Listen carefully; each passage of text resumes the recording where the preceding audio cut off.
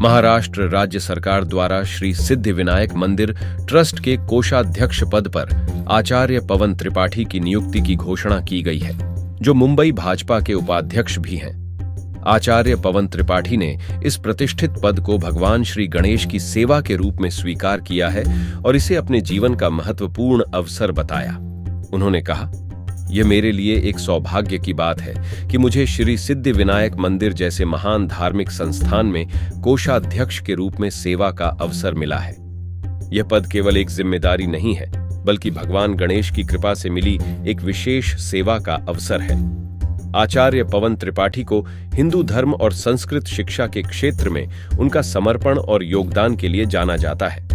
वे पिछले कई वर्षों से संन्यास आश्रम से जुड़े हुए हैं, जहां उन्होंने हजारों छात्रों को संस्कृत में शिक्षा प्रदान की है। उनके मार्गदर्शन में अनेक विद्यार्थी न केवल संस्कृत भाषा में निपुण बने हैं, बल्कि उन्होंने हिंदू धर्म के शास्त्रों का गहन अध्ययन भी किया है।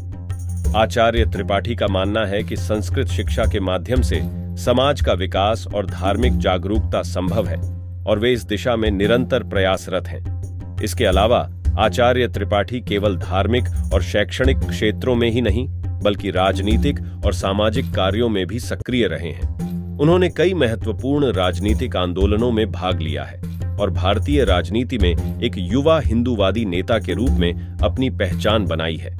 उनका व्यक्तित्व न केवल हिंदू समाज बल्कि उत्तर भारतीय समुदाय के बीच भी व्यापक रूप से स्वीकार्य है। उत्तर भारतीयों के सुख दुख में उनकी उपस्थिति और सहयोग ने उन्हें एक संवेदनशील और समाज के प्रति समर्पित नेता के रूप में स्थापित किया है। आचार्य पवन त्रिपाठी ने अपनी शिक्षा और राष्ट्र सेवा को एक साथ जोड़ते हुए लगातार समाज में जागरूकता और सुधार का कार्य किया है।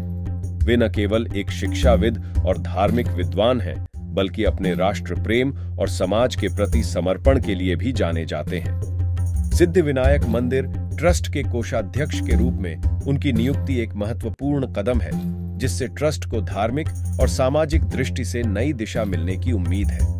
उनकी इस नियुक्ति के बाद राज्य भर में हिंदू समाज और उनके अनुयायियों में खुशी की लहर दौड़ गई है।